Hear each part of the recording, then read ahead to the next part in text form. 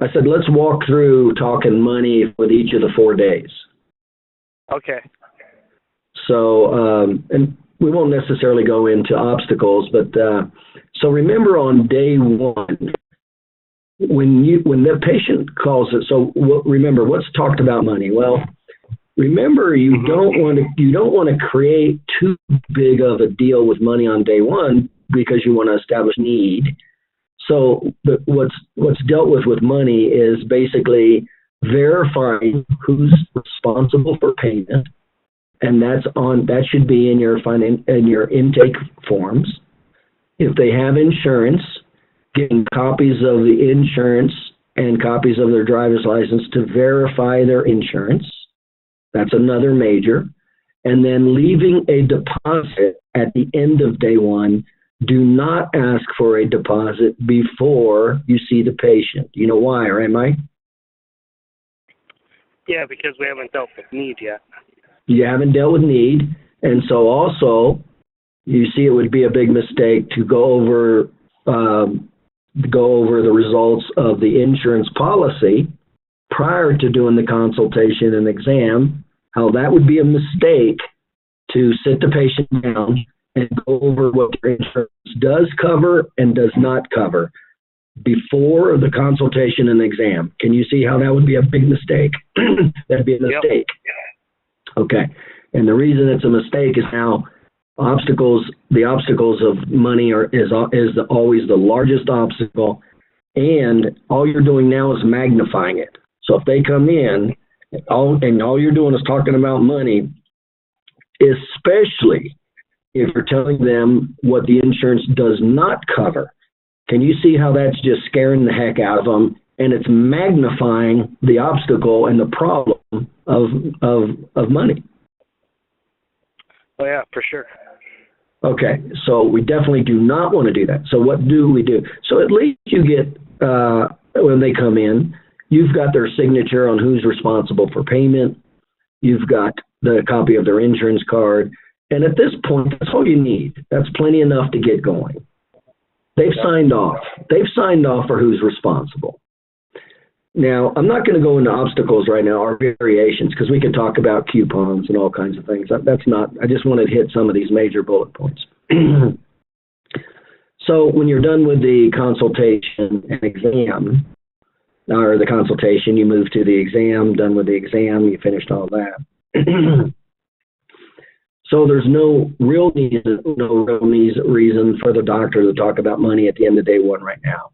Now, when they come to the front, they are to leave a deposit. Now, the only thing that I would suggest is if you're asking for a large deposit, then you do have to clarify that and verify the cost prior to doing that service. In other words, if let's say you have a really expensive consultation and examination or whatever, one thing you cannot do is let's say the patient has no coverage, that's a cash patient, you cannot just do the consultation exam, take the x-rays, not tell the patient the cost, and then they walk up to the front desk, and now they're hit with a $300, $400, $500, or $600 bill. Can you see that? Mm-hmm.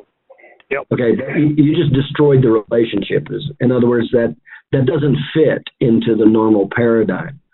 So if that's the case, then how that's handled is before you do and the consultations, to be honest with you, should be free. Everybody should do a no-charge consultation for 2 reasons. Really just to see if it's a potential patient, but also it helps to establish need. So when you actually do talk about money, that the awareness to the problem is significantly magnified in the consciousness level, as opposed to not doing the consultation and then saying, oh, it's this much for the consultation. Now you're creating problems.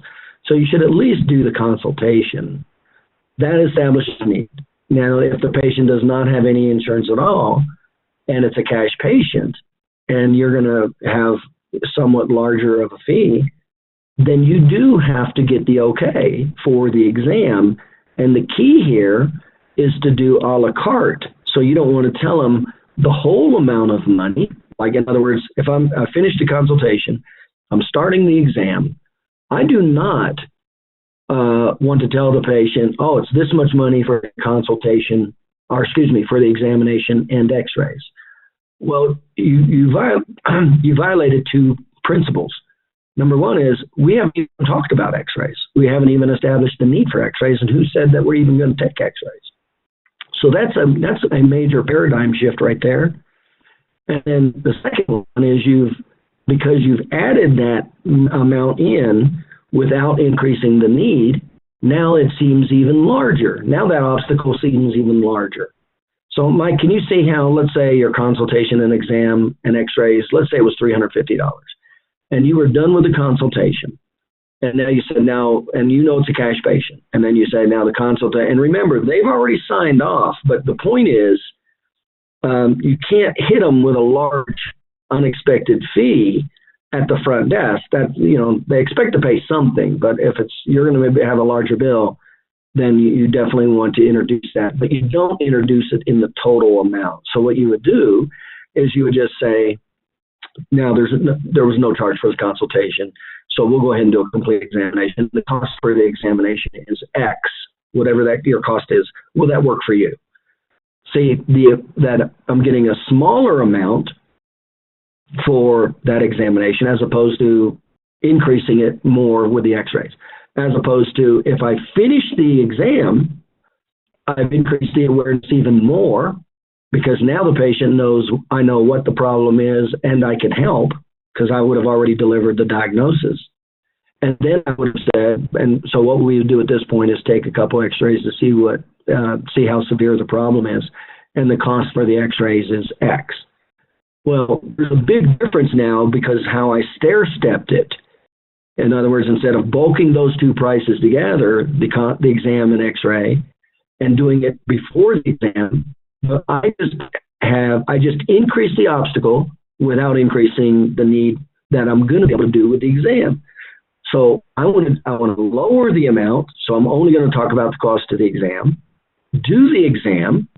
That helps to increase awareness and need even more, and it answers more of their questions. What's my problem and can you help? So now they even know they're in the right place, and now they'll know the reason for the x-rays. And then I would say we would need to take x-rays to see the severity of the problem, and the cost of the x-rays would be $150 or whatever, say $250. Does that make sense, Mike? Yeah, it makes total sense. I like it. I'll give you a clean example. Let's say your consultation and exam was $350, and it was a cash patient. So it's a little bit larger of amount. And so if you don't say anything, and then, or let's say $350 or, and then you finish the consultation, exam, and x-rays, they go up to the front, and it's over a certain amount that they perceive as, unexpected. I'd say the amount's over, if it went over $300 is how I would interpret if that patient is going to see it as a larger amount or not. So let's say it's $350 for the exam and the x-rays. And then so right before you do the consultation, so right before the exam, say now the cost for the examination is x-rays, and x-rays is $350. Well, I haven't established more need because of the x-rays, and I've got a larger amount, $350. As opposed to, let's say the examination was $100 and the x-rays were $250. Well, I would just say, well, what I would do in your case is we'll go ahead and examine you, and it includes range of motion test, muscle test, nerve test, and joint test, see exactly what the problem is. And now the cost for that's $100. Will that work for you? See, it's a much lower obstacle, $100. I've already helped to establish need in the consultation, so it's much easier for it to move forward. Okay, so I move, they go, yeah, no big deal. I finished the consultation, the examination and consultation. Well, now the awareness is significantly higher. I've answered the question what your problem is. They're quite aware of the awareness. If you get it right, they're aware of their primary chief complaint. They're aware of how it's limiting the highest motivation in their life, their primary physiological need, and the frequency and the duration. And so when I finish now and I say, this is your problem, and what I would do is take a couple x-rays to see what condition, see how severe it is. Now the cost for the x-rays is $250. Will that work for you? See, that's a whole different story because now it's only $250 versus $350 if I said it before the exam. And I've already leveraged up not just the consultation now, but I've also leveraged the exam. So the exam, as the awareness of the exam increases, remember, as you help to increase need, the perception of the obstacles naturally go down. So now $250 doesn't sound nowhere as near as high as if you have lower need, and I say $350 before the exam. Does that make sense, Mike? Yeah, it does. So this is how to stair-step money if the patient was a cash patient. And I recommend that you just have a package anyway. Nobody likes a la carte. Nobody. And they will just carry pick. In other words, if you told a patient the treatment was this, and this therapy was this, and this therapy was that, they'll just start eliminating the other therapies, and they'll just go with the core therapy. So nobody likes a la carte. They like to pay one price with a buffet. So what I recommend is giving a discount price that includes the examination and x-ray. That's what I recommend. Yep. Okay, so that's a little bit of the psychology of money there on day 2. But again, if they have insurance of any kind, all we're going to do, we're not even going to talk about money before the exam or the x-rays. And then we're just going to ask to leave a deposit. And when they leave, and your office should have a standard deposit, whether it's $50 or $100. And I'll just tell you, the only thing about the deposit is if it's the copay, a lot of patients will, if you're asking for a deposit that's greater than their copay, that'll cause a problem. In their mind, that's all they think they have to pay is the copay. So that will be a problem. And so what I recommend is that you only ask for the copay as the deposit. Because, and again, you got to think of yourself. If you let's say you had a $40 copay, and you come to the front and they say it's $100 deposit, the very first thing out of your mouth would be, well, I only have a $40 copay. In other words, you're already creating problems just that fast.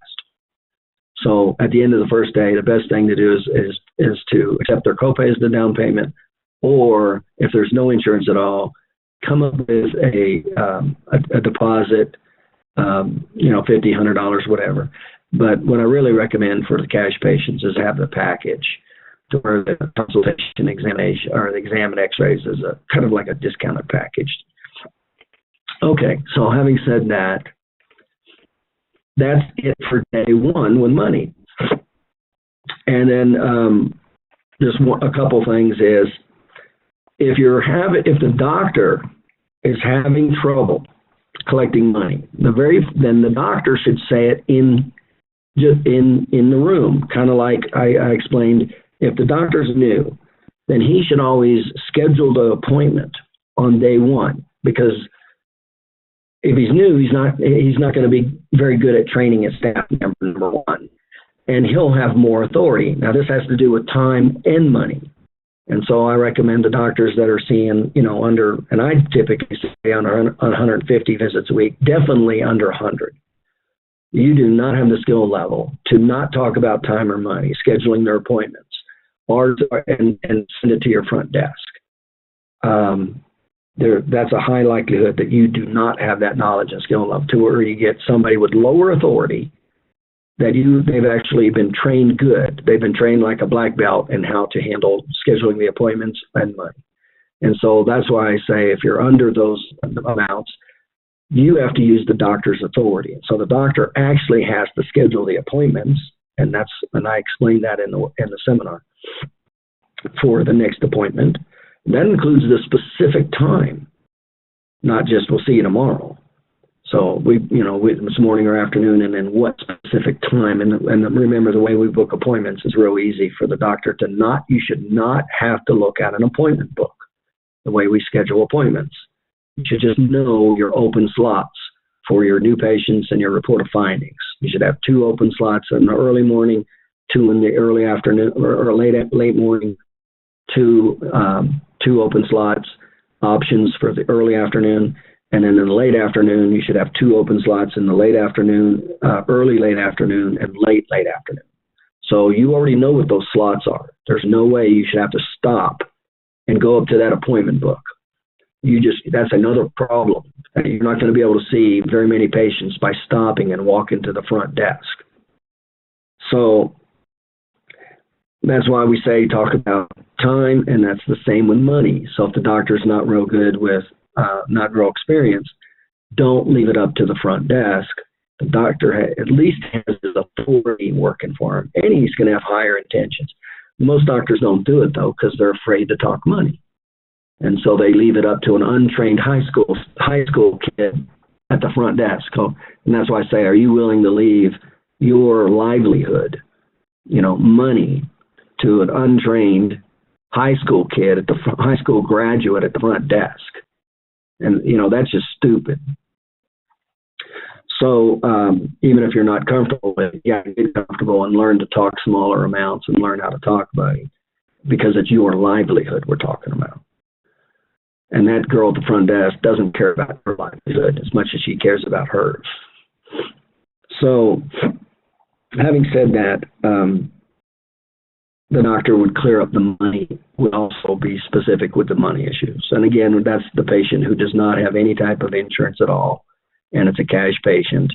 And it's the amount you're going to charge could be a shock to them. If it's going to be a shock to them, then you better be addressing this. And then we explain how to address it and piecemeal it out, as opposed to create a big problem right up front before you even talk about need. So you scheduled the appointment, and then we've got them for the next day, and we've got the agreement for the cost, whatever that was. And so if it was a package deal, the cost for the exam and x-rays, let's say it's $150 or $147 or $247 or something like that. I think $300 or more, I think you need to get agreements without creating shell shock at the front desk. And so remember, when you do talk money, you want to try to add as much need in there first, and then when you do talk money, space it out. You don't want to have high money not establish need by not doing a consultation or exam and then asking for a lot of money for the consultation, exam, and x-rays. That's when you're going to get rejected. So that covers day one. Then you go to day two, and so they know the cost per unit for them, and then so they come in day two. In the beginning, there's no talk of money, and then we're going to ask for 3 days. So we already talked about how you can't get a commitment for 3 days until they know money, but you have to talk about the 3 days first, because that's what they want to know first, because that's the flow of the information they want. What's my problem? Can you help? How long is it going to take? So the question that we're addressing when we ask for 3 days now is, how long is it going to take?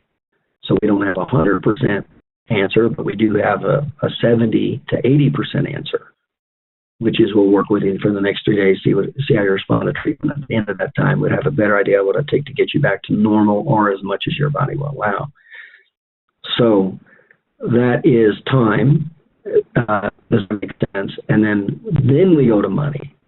And then remember, we're only talking about the per unit cost. They only care. So there's no way you should be talking about percentages and everything else. It's just the unit of cost for them. So typically, they would just be on your cash plan if they had a high deductible, and that's what we'd say. With your type of insurance, it's only X amount, whatever it is. Remember, those the only words in here is what they are responsible for. So I want to make sure that is loud and clear. And or with your type of coverage, it's this or whatever their copay is, and that's it. And that is it.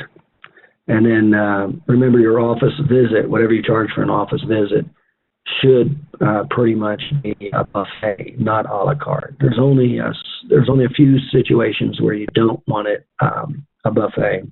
I'm not going to get into that. That's kind of going into greater detail with some of the insurance companies. But basically, your cash time of visit fee should be a buffet price. It should be inclusive of whatever needs to happen in that particular day. And because here's what will happen. You say, we'll do this therapy, and we'll do this therapy. Next thing they say is, well, I don't need that therapy. Let's just do that therapy. That's what will happen. They start picking and choosing. And so at the end, that's the only agreement for day 2 with your type of insurance. Cost is only X per visit. It's typically either going to be whatever their copay is or whatever your time of service cash discount is. That's it. Real clean, real easy, straightforward. Right, Mike? Any trouble with that? No, there's no trouble with that. Make sense, Mike? It makes sense. Now, the problem you may have is that they say, because you're going to ask for 3 days, is they may say, and this happens at the front. This happens at the front a lot, and this is why it has to be trained in. The patient will say, do I need to pay for that all now? That's a very, very common scenario. So when you say it's $40 for treatment, they've agreed for 3 treatments. And they'll either say to you, do I have to pay for it all now? Or when they go to the front, they'll say, do I have to pay for it all now? Some verbiage thereof. That's what they will say. And it's only about half the percentage of time. And what you have to realize is what you can't say when they say that is whatever you want to do. Your staff member can't say it, and you can't say it. Because soon, in other words, you just caved. They just gave you a second resistance, and now they won the 50% rule. In other words, that's now working against you. You caved. So we want to take them past the second resistance, not them take you past the second resistance. So that's when you would say, that's when there's the affirmative statement, and your staff members need to be trained to say the affirmative statement. And they need to be trained that this is what's going to happen every now and then. It'll happen 50% of the time. She'll book them for the next 3 days at 5:30, and then she'll say the cost for you is $40. And this is what she should say. So the cost per treatment is $40. She says that first. So the cost per office visit is X, and that's what she should say first. The small number, the small unit number. Be very clear to say that small unit number first. Don't say the bulk price first. So the cost for treatment would be $40, so that would be $120. Will that be cash, check, or charge? That's what you should say, and that's what they should say. Will that be cash, check, or charge? So it's $120. And the doctor will say, the doctor will actually won't say cash, check, or charge. That if it's in the room, the doctor will say, will that work for you? $120. And 50% of the time, the patient will say, do I need to pay for that all up front? So you need to be ready for this. And when they go to the front, the same thing will happen. And what you can't do is say, oh, whatever you want, and the same at the front. And by the way, that's called entropy. That's what happens when you have terrible training and no training. So when they say that, when they question, because you want to get all 3 days. Remember, you want to book all 3 days at the same time, and you want to get the prepayment for all 3 days. And this is vital. This is very important, because if they agree to those 3 days, they've committed. And once you make a payment for 2 or 3 or multiple things, you're psychologically you're already in. But the other thing that happens is, in other words, the likelihood of them actually showing up increases. But now you have high probability because they show up. You got all these factors that are working for you with multiple contacts and awareness and education, and need and obstacles. See, now I have 3 days to work my magic. That's what I have. I got 3 days to work my magic. And if you're any kind of a communicator after 3 days, I mean, that is a done deal. I mean, the need is definitely there. We're definitely making it a done deal by going to terms. Now, we'll have our basic terms, but even if I can't make the basic terms, I'll go to them. What terms will work? And it'll always work because the need is there. So that's the power of getting that commitment for 3 days.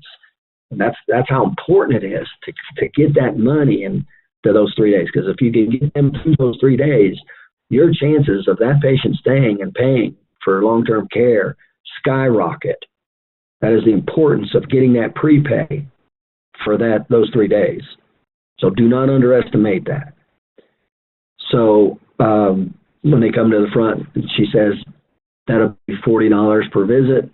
The cost. Now, what shouldn't say is your staff member shouldn't say, I don't know. That's what should not happen.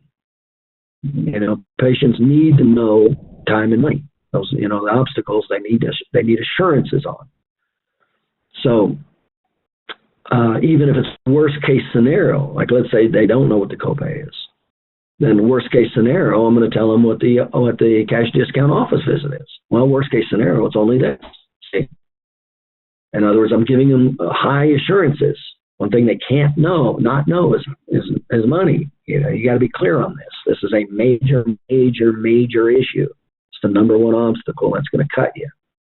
I mean, you got to be a black belt on learning the psychology of money, how to talk money, the phrases and words to say, and especially phrases and words not to say. So on day when she says that the cost per treatment is only X, that's her copay. This is on day 2. And if she still, and remember at the beginning of day 2, that insurance was supposed to be verified. So on day 2, there is absolutely no way that we should not know exactly what coverage they have. That's like a mortal sin. That is a major. When you go in that room on day 2, you have to know that insurance. You have to. Everything stops. They're not going to be able to get agreements. And so that is another major, that's when heads roll. And we prioritize this. When we train staff, we make sure that they understand heads roll. If I don't have that insurance form information on that sheet, when I pick up that folder and I walk in that room on day 2, and I have to stop and I got to walk to the front desk and ask what's covered, heads are going to roll. That is major, because what just happened is you stopped everything. You stopped your whole damn business. And you can't run a business by stopping. Now, if you're seeing 40 visits a week, you won't think anything about it. And what you don't understand is those are crappy, bad habits. And those are the habits that now start to inhibit you from seeing 150, 200 visits a week.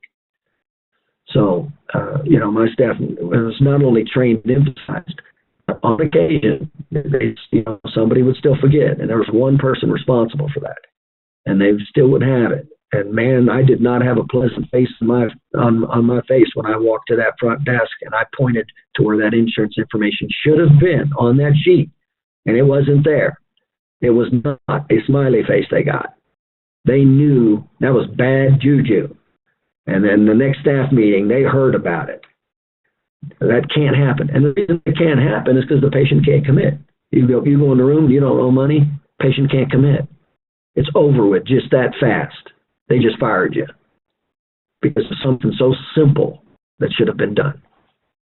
It always irks me when you're at you go to Walmart, you go to the front counter, and there's no price on the item, and they try to scan it, and there's no scan. And what do? They have to turn the cashier off, stop everything. I mean, are you kidding me? Sam Walton would turn over in his grave. Stop the money machine? Are you kidding me? You never do that. And so you have to emphasize these things with staff. They don't know what's important, what's not important.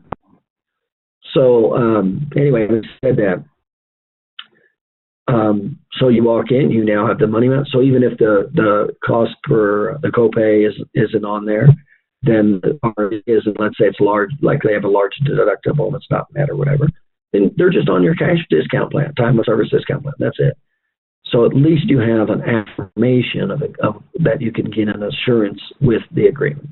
So our cash discount plan is only X. Will that work for you? There you go. That's how money's handled. So day 2 money is really easy, to be honest with you. It's only a per unit fee. Day 2 money is really easy, the way we do it. Now, when they say, do I have to pay for that up front? Like I said, the answer is you don't say yes. That's rude. And you also don't say whatever you want to do. That's stupid. That's called entropy. You now cave to them. And now everything about your practice is going downhill. The answer is an affirmative benefit. It's an affirmative benefit. So we want a yes, but we want the yes as an explanation that it benefits them. It's an affirmative benefit, and that's why we say the answer is. It does make it easier for you to come in and out of your treatments without wasting your time. That's what it sounds like. It does make it easy. So I don't say yes, it does not. No, I don't say yes, and I don't say no. I make an affirmative statement toward the yes. It does make it easier for you to get in and out without wasting your time. And now here's the clue. Here's what makes a large part of this work right now. When you say the affirmative and you give the benefit, so it does work. It does make it easier for you to get in and out of the office and doesn't waste your time when you're here. Here's the clue. Right now, she follows that up by saying, "Will that be cash, check, or charge?" And then look away. Now, this is exactly how I train my staff. Say those words, followed up with, "Will that be cash, check, or charge?" In other words, you're moving forward and kind of wanting them to follow the lead. Pull out your credit card, pay for it. Wanting them to follow the lead. And then have your staff member look down at the appointment book and shut up. And shut up. Pause and look away. Look down. Like she's looking at the whatever she's dealing with in the appointment book. So without a cash check, well, it will make it easier for you to get in and out where you don't waste your time standing at the counter. So will that be cash, check, or charge? And look down and pause. Don't say anything. And 80% of the time, if you use that technique, remember, you're going to get that question 50% of the time. 80% of the time, if you use that technique, they'll just pay. And then the last part of that equation is if they give any resistance now, you have to be aware it's the third resistance. And you're only on the second day, so it's a fragile relationship. So we're in the third resistance, okay? I'm not going to beat them up in a fragile relationship. I'll take them to the second resistance, but I'm not going to beat them up. That's what the third resistance is on a new relationship. It's beating them up. Now, second resistance is not beating them up. Okay, so if there's a third resistance, then we do just turn it over to them. Say, yeah, whatever works for you. Okay, then we do that. Remember, what percentage of that? 50% of the time, you'll get the person ask if they need to do it, and if you follow it, like I said, 80% of those people will pay. So you're talking less than 10% of the people that'll walk out of your office that didn't pay for those 3 days. And remember the importance of getting that patient to pay for those 3 days. That increases your odds significantly. You'll establish need, bonding and rapport, trust, confidence, and defenses and resistance will go down, as well as the perceived obstacles of time or money as the need comes up, the perceived need comes up. That's what happens with everything else you're doing. Consultation, exam, and patients, at this particular point, patient education. And that's how it works very smoothly. 80% of the time, there's your money on day. There's your money on day 2. Now, day 3, there's no money. There's no money. I mean, remember, 90% of the people should have prepaid for those 3 days. So remember, it's the same in the office. On day 2, when you ask for those 3 days and the patient says, do I need, and the cost per visit, and the patient says to you, the doctor says, do I need to pay all 3 days in advance? It's the same applies to you. You don't say no, and you don't say yes. You make the affirmative positive statement. So it would make it easier. You'd save time at the front desk. It just does make it easier on you. And I tell you what I'd say. So if you could, go ahead. It will make it easier for you. Remember, it's a benefit to them. It'll make it easier. You will not have to wait in the office at the front counter. It just makes it easier. It saves you time while you're here. That's the benefit to them. Time. It saves you time while you're here. And so you should say the same thing. Do I have to pay up front? Well, it does make it easier. It saves you time when you come in and out of the office. Okay? And that's it. That's the end of your conversation. You would not say at this point, would that be cash, check, or charge? You're not, because that's not where the money's happening. But you would give the affirmative benefit. Okay, so that moves you to day 3. Day 3, money. Now remember, 90% of the people right now, you should not have to address any obstacles, any of the 2 major obstacles of time or money. They've already agreed for the 3 days. They've shown up for that 3rd day, and they've already paid for the 3rd day. So day 3 is absolutely the easiest day there is. And you should have like no dropouts. I say you should have no dropouts on day 3 unless they died or they're out of town. That's the only reason. I mean, really. When you look at the stat dropout analysis, I mean, we shouldn't see hardly anything or one. And then I'm going, okay, what happened here? Did they die or were they not in town? So that's the reality of day 3 with money. Now, if they didn't pan money day 3, then you finish with everything day 3, and then they go to the fund. She asks for that day for that amount. Now, one common thing one doctor asked me about discount. Do you give a discount if they pay 3 days in advance? And I don't, because the dollar amount's so small. But here's what I would say. If you're not getting, check your percentages of people who are prepaid on day 2 for the next 3 visits. Look at your numbers. So go back to at least 50 patients, and of the people, find out what percentage of them did prepay for the next 3 days. If that number is small, I'm going to look at 2 things. Number one, I'm going to look at the training. In other words, my front desk girl's caving. I'll just tell you, that's 80% of it right there. The person's saying, do I have to pay for today? And she's waffling. She's saying, well, whatever you want. I guarantee you that's 80% of the problem right there. So making sure the training's in place. And then that's not the case. Let's say that she was doing it right, but you're still having a pretty good high percentage of people not prepaying for those 3 days. Then I would give a 20% discount. Because remember, it's better to give a 20% discount as an incentive and actually get the person there than have a high probability of them not being there and a high percentage of them not being there at all. And, if they don't come in for day 3 or 4, man, you just lost $1,000, $2,000 just like that, real fast. So, yeah, I'd rather give up $50 or $20 or whatever to like 950 potential revenue. So check your numbers, look at, make sure they're flowing through, making sure those people are paying, make sure the trading's in place. If not, then offer the discount. But I do not recommend just shooting right up with a discount right up front. And you shouldn't have to.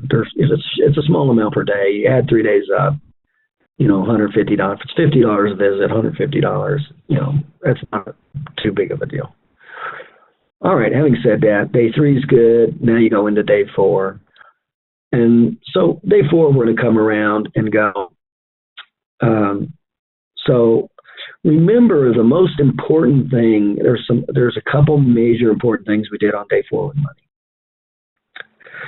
So we're going to just start right in where we start with the money. So after the x-rays, after we showed them the x-rays and got them to acknowledge that it's not normal and it's not going to be back to normal if it stays that way. Now we're doing it's called the preemptive strike. It's a preemptive strike.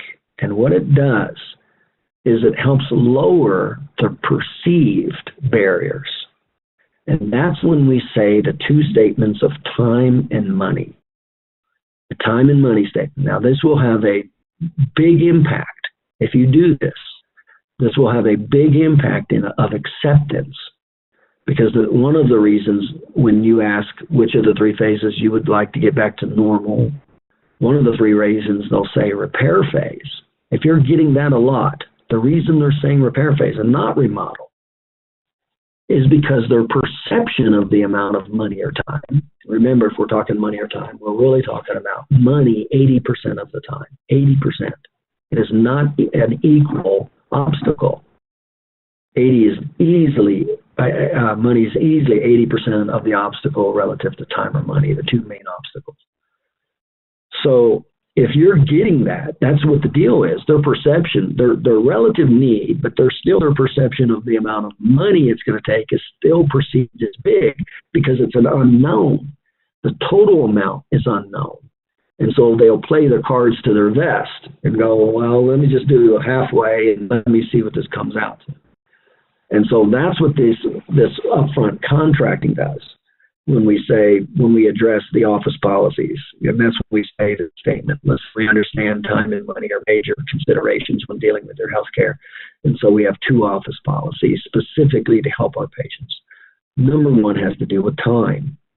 And then we say the time statement, which is, we have less than a 7-minute wait when you come in your appointment. We do not want to waste, we want to respect your time. And so now remember, I also said that if you've already made them wait more than 7 minutes after they filled out their paperwork, it doesn't matter what you say. You've already imprinted them wrong. So you and your staff have to really be trained on the fragility of the what's called the honeymoon of a relationship.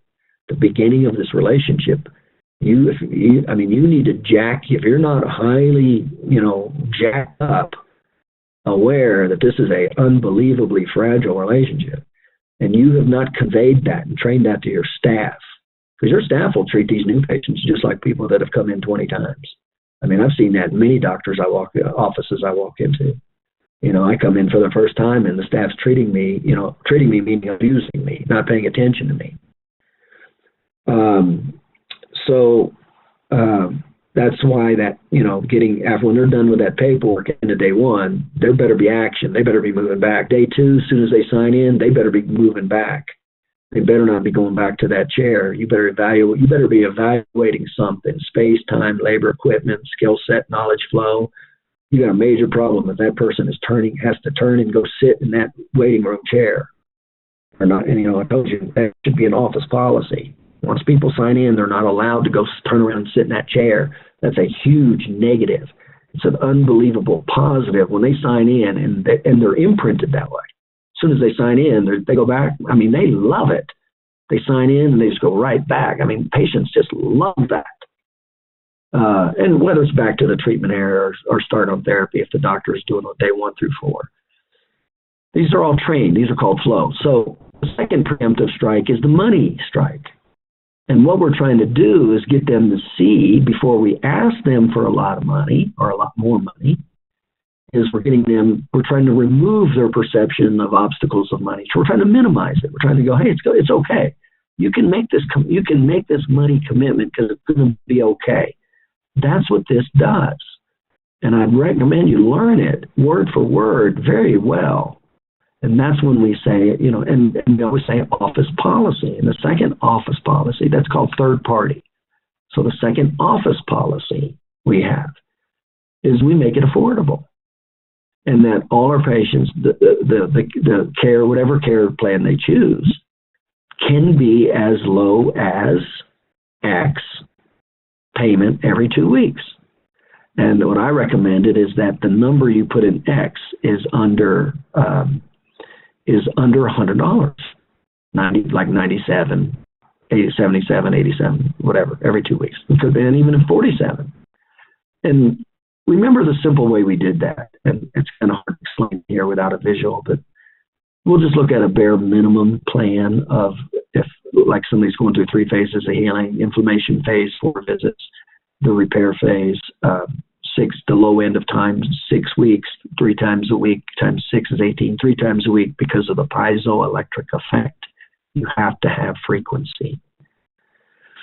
And then if you took the low end of the remodel phase, so you got 9 months left. So we're just going to bulk low end. So even if you said it was 1 treatment a month or 1 treatment every 2 weeks, so you got 9 treatments or 4 treatments. So you're at the very low end. You're about 28, 30, 31 visits, 27. Remember, they've already came for the first 4 visits. So 3 times 6 is 18. So if you added 9 plus 18 would be, 27. So you're at 27 visits.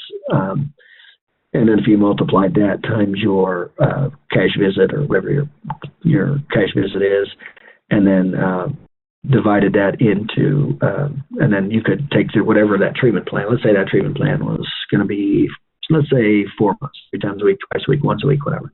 And then add only 1 month, that'll help lower it. And then also, if they left a little more of a deposit. And that's how you can get that number down, where it's under $100 every 2 weeks. And that's what you want. You want them to see that, yeah, this is okay, this is affordable. Now, it's that, remember, we're not showing them the plan yet. We're just Now, I know how we got that number. I know, let's say they put $300 down, and then the rest of it was spread, and we added one more month of then the treatment and divided it into the biweekly payments, and that's how you easily can get that number down. And so that's when you would say, and by the way, in our second office policies, we make care affordable. We understand that that's an issue. And so no matter what treatment plan you get here, it wouldn't cost any more than $47 every 2 weeks or $97 every 2 weeks. See, that's what you want to be out there. Now you've taken their defenses of money down is what you've done. So when now you come and ask them, because the very next subject matter that you're going to ask them is, so based on your condition, which of the 3 phases do you want us to help get you back to normal as much as your body will allow? Now, right now, you should have 80% of the people saying all of it, to some degree, something like that. And the only reason they don't is if somebody doesn't say all of it now, they still have an obstacle problem of time or money, or also permanency. They're like, no, this is just the way it's going to be. And I talk about how to deal with that. But basically, it's the 80-20 rule. So right now, you're in 80%. You've run everybody through the 80%. Everything's going fine. And remember, nothing's ever 100%. So you have what's called your 80% rules, and then the 20% that vary, you kind of stick to your rules, and some of those will get in line. And then 3 to 5% will never get in line. And those people, then I turn it over to them to make it work. But I don't cave. And just turn everything over to patients. First resistance. That never happens. So that is how you would handle. That is a very important. Those 2 phrases are very important. So learn your language. Learn, the money. Then you ask them that. Okay, so they come up with. They say all of it. You just confirm. So let me understand this. You want all 3 phases treatment to get all 3 phases back to normal or as much as your body will allow? Yeah. So I've confirmed it. Okay. Then you're going to go to the board and count out the. You're going to multiply out. Excuse me. So now you're going to multiply out the time. So and remember the 2 factors. Well, there's 2 factors that determine how quickly you heal. One is our age, and one is how long we've had the problem. And in your particular situation, it would be this. So don't say it'd be higher or lower. You're going to offend people. Just saying your situation, it would be. So at the repair phase, I'm going to go. The repair phase lasts anywhere between 6 to 12 weeks. And again, depending on your age and how long you've had the problem. So in your particular situation, it would be 6 weeks. Or in your particular situation, it would be 8 weeks or 10 weeks or 12 weeks. That's how to be said. That's simple. Okay, so you got your weeks there based on their time, how old they are and if they've had the problem. And you take that times 3, so we'd work with you 3 times a week. And this is all visual. Remember, this is on the board. This is visual. They need to see it. So it'd be 6, and I'm starting a whole new column right now. I'm putting the number 6 up. Right under that, I'm putting 3. Then I'm multiplying it out. 3 times 6 is 18. So that's roughly 18 treatments in the repair phase. And then typically that column happened right under where it says repair phase. Then I go under where it said remodel phase. And it said typically the treatment here for your type of condition, how long you've had it in your age, would be the low end. So we're looking at 1 treatment. So we're talking about 9. If there's only 9 months, 1 treatment every 9 months. That's 9 treatments. Now, that's how they're cleanly separated in the columns that visually correspond with the phase of healing. Now, I've got 3 times 6 is 18, and let's say I've got 9. So that's 27. So now I'll add them. So then take the 9, put it under the 18, draw a line under that, 27. Circle it. Anytime you get to a category final number, circle it. It makes the eye, it separates out all the other numbers. So always circle a category number. It draws the eye to what you circled, and now it minimizes the other numbers. If you just have a lot of numbers on the board, it looks like a run-on. So I circled 27. So with your type of condition, we're talking about 27 treatments over about a 3 to 5 month period. And now I'm going to take that 27, move it to a separate column. I'm starting over. Now I'm starting the money column. 27, and your cost per visit is, let's say, 27, and your cost per visit is, let's just say, $30. So I'm going to go 27 times 27, and by the way, you should already have done all of these categories. You should already be familiar with the common scenarios of visits and totaling visits and copays and months. So you should already have about 6 to 8 different scenarios that you've already done and you're comfortable with talking about, with maybe $30, $40, and $50 as copays, and then 6 weeks, say 8, 10, or 12 in the repair phase, or once a month for the remodel phase, or say 2 treatments a month in the remodel phase. So these are 9 or 18, something like that. So you should do those combinations of visits and multiply them times 30 visits and see what those break out to. Do the math, $40 a visit, see what those break out to, and 50. So you should be real comfortable with about 6 to 8 common scenarios. You should not look like this is all, you should not be stumbling at that board right now. Okay, so 27 visits times 30, so the total is 810. So I would have drawn the line under that, it would have said 810. Now, I'm just saying, does that make sense?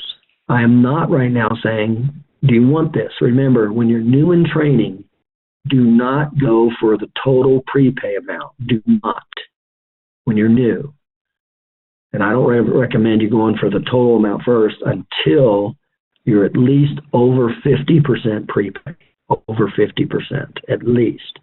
New people, I never allowed, new guys I was training to go for the total amount. Remember, only 2 out of 6 social economic classes can afford the total amount. Only 1 in 4 patients, the total amount. 5 out of 6 can afford care terms. Okay, so the reason that I didn't do that with new graduates while I was training is because it'll crush your confidence. You'll stop doing everything.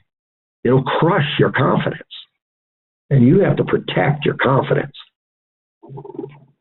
Your confidence gets crushed. That's very difficult to get back. That takes some serious stair-stepping. You got to do some unbelievable, slow stair-stepping after your confidence is crushed. So 810, does that make sense? All I'm doing now is stopping and pausing, because now that elevates them. Now they're coming up. Does that make sense? That they saw what happened. I'm not asking for the agreement of money now. I'm not saying, will that work for you? I'm not doing that. Then I'm going to come over and go, now you do get a 20% discount if you prepay. So 10% of that's 81, 20% would times 2, 81, 8, 8, 16, so 162. So 810, what is your number, minus 162 would be right under it, would be 648. Does that make sense? Every time I finish a math category, adding or subtracting, I'm checking them off. Does that make sense? And believe me, it is even more important when you cover a category to check somebody off than if you're just talking words. Numbers are confusing. Numbers are way more confusing than words. And that is also why you better be using a whiteboard to enhance the communication when you're talking numbers. Remember, 55% of communication is visual versus 7% words. So if you're going to talk numbers and you're only using 7% talking versus visual, and you're using the most difficult thing to talk about, numbers, okay, that's bad. That is very bad communication. So you want visual. So 648. So does that make sense? Okay, that's all I'm saying. Does that make sense? I'm just making sure they're with me. Remember that thing we called micro agreements. When you don't get micro agreements is when you get the big rejection for the macro agreements. When you get micro agreements, the macro agreements fall right in place. So it's learning how to continually go to these categories and reverse your patients, engage them, and check them off. Make sure they're with you with micro agreements, micro categories of information. So that's what that would have been. Does that make sense? 640, 20% dead, that'd be 640. Now, with your type of treatment, that's 27 visits. That would take about 4 months. So all I'm going to do, the whole time period between whether treating more intensively or less intensively. So 4 months divided. Now, if it was 4 months, if you were just going to do monthly payments, it would be 4 into 648. But you want to go biweekly because that lowers the perception of money even more. So if I take 648, and let's say the treatment plan was 4 months, I'm just going to multiply that times 2 for biweekly, so that's 8. So divided by 8, it's $81. Biweekly treatments is $81. And see, that's what I want that biweekly number to be. I want it to be under 100. You get that biweekly number under 100, you should have 80% of your people saying, yeah, I'll sign up for the whole thing. Now remember, after the agreement, you do not let them walk out of your office. I got doctors getting agreements, and the doctors aren't having them sign anything. No, they have to get the 20% discount. They have to sign for it. We want a signature on the file that these are and so you just have a sheet of paper that says and it's very simple. All you just write it up is a treatment plan. You just put on their number of visits, and then you just write in just 20. Your staff does 27. The cost per visit, whatever it is, the total amount, whatever that is, and then whatever the agreement was, the biweekly payment that it would say that so and so agrees to a biweekly credit charge of $81, and then they sign it and they put their credit card information on there, card number, expiration, all that, the security number. Now they've signed the agreement for this amount of treatments, this total price, and the bill is going to be $81 every 2 weeks. So you have to get them to sign that. If there's not a signature, again, it leaves them a way of thinking they can get out of this, okay? And they get the 20% discount because they've agreed to it all. They can't just agree to it and walk out. And so I've actually found out doctors were doing that. They get the agreement and they let the patient walk out the door without a commitment of signature that this is what we agreed upon. And so no, you can't do that. So you've got the agreement. It's only $81 every 2 weeks. Does that make sense? So I'm just going to summarize it now. So your total treatment plan for all 3 phases of healing, the inflammation, repair, and remodeling, 27 treatments. It's spread out. We treat you more intensively initially, and then it's spread out depending on how you go. It is only $81 every 2 weeks. Does that make sense? Will that work for you? That's how it sounds. Okay. Now, if you did everything like I said, that'll work fine. Now, another option, and remember, I want to go into second resistances. I don't want to cave that. But after I go into, and let's say it doesn't. Let's say it doesn't.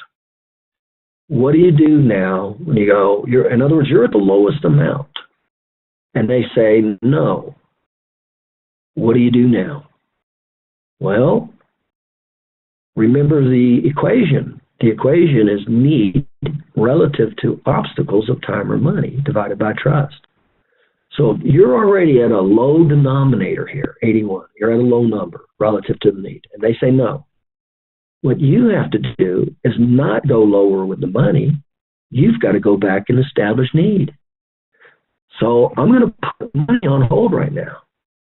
And I'm going to come back and I'm going to ask them, well, let me put money on hold. And I'll say that. Well, let me just put this on hold for a second. Let me just put the money on hold. Let me go back to your condition. So, and I'm going to just restate their problem. So with your low back pain, this is the problem, this is the frequency, this is the intensity, and this is how your body heals. These are the 3 phases of how your body heals. Is there anything that doesn't make sense of how your body heals? I want to go back and get the agreement on need. That's what I do first when they say no to my lowest common denominator. Put it on hold. Say those words. If they say no, or I don't think I can do that. Tell you what, let me just put this on hold for just a second. Let's put money on hold. That's the words that I say. Let me just and I want to isolate money. Now you need to do that because I need to come back to money. I need to come back to need. And if you don't do that, they're still going to be interjecting money with need and lowering perceived need relative to money. So you have to put it on hold. So I tell you what, let me put the money on hold right now. Let's just put that on pause. Let me just come back over your problem. Let me just see, are we in agreement that you're having this problem? And I'm just going to say their chief complaint, their frequency and intensity.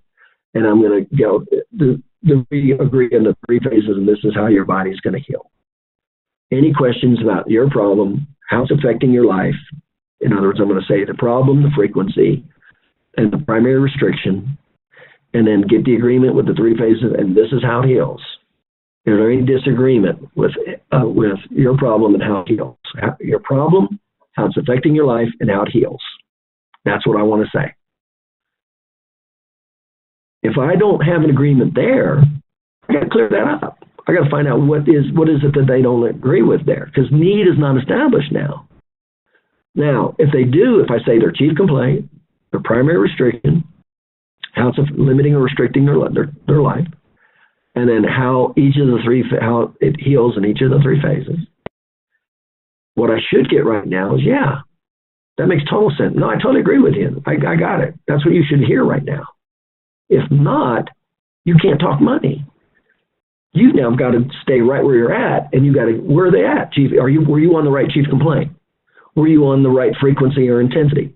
Were you on the right primary restriction? Find out all these major components and get agreements again, because you missed it somewhere. You didn't get these agreements. And then go to each of the quick over the phase. So understand that your body heals in 3 phases. This is the inflammation phase. This is the repair phase. And this is what happens in the remodel phase. Or we understand that this is your problem and this is how it heals. Are we in agreement on that? Or is there any confusion in that? And a lot of times what I like to say is the negative. What is confusing about that, or how am I confusing you with any of that? So I blame myself, and I'm looking for them to say the negative. I'm asking it in the negative format to get them to say it, because it's easier for them to say it. Now, I will tell you, 8 out of 10 times right now, they'll say, oh, no, I understand that. This is, that's my problem. I understand that. Okay. So now what they told me is need is there. That's what they just told me. If they fight anything about that, chief complaint, primary restriction, primary pain-based restriction, how the body heals with inflammation or paramount, you've got to clear one of those up. You got to find it. Which one of those are they not in agreement on? That's what you have to address. That's what you have to clean up before you go back to money, because that's the problem. Now, if they go, no, I totally agree with that, then the need is there, but the need relative to the money or time's the issue. So if they go, no, that makes total sense. No, I understand. That's my problem. That's here. I got it. You were really good at explaining that. See, that tells me the need's there. Now I'm going to come back to money. Now I'm going to go to money and say, well, it's $81 to get all 3 phases of care. What will work for you? Now I'm going to just turn it over to them. Say, well, what will work for you financially? And whatever it is they say, to be honest with you, unless it's something stupid like a penny every month, something stupid. If they say anything, I'm going to go into an agreement. And that's how you get 80%, 70 to 80% of people take your system. And then of the 20% that don't, that's how you'll get 80% of those people to agree. And you'll never get 20% of the 20% to agree. But I just covered black belt stuff. That last part, when they didn't go into agreement, and I went over how to cover it, that's black belt. That is not beginner stuff. That's exactly what I do. I come back to money, go, well, it's $81. So will that work for you? No. Well, what would work for you? And they say, well, I could probably afford $50. I say, well, is that okay? Will 50 work for you? Okay, I tell you what, we'll do that for you. We'll make sure you get the care. No problem. We want to make sure you get the care. We want to make sure you can afford it and it's not taxing. 50 works for you. Yes. See, done deal now. That's how it's done. And that's how you handle the money if there's not the agreement. Now, also, there's one little caveat that I didn't do. If you're new in training or you're not good at your prepays, when you said your 4 months, remember, you only want the payments to occur over the time period they're getting treatment. Nobody likes to pay for something very long but not get something. So the most that you can do is add 1 more month, only 1. So if that treatment plan, you figured out 3 times a week, twice a week, once a week, let's say it was about 4 months, then you can add another month because you know that's going to lower the payment. So instead of it being 4 months so 8 payments at biweekly intervals, now it would be 10, or it'd be 5 months, now it would be 10. So instead of 81, and whatever that number was, 648, so you go 648 divided by 10. So now it's 64, see? So this is what I recommend if you're new. If you're new and you're just training, that is what I recommend. You want to get that dollar amount to the lowest potential amount. So I do recommend adding an additional month when in all likelihood they would not be getting care to help lower that dollar amount. Or if you're under 50% in your prepay, then that's what you need to do also.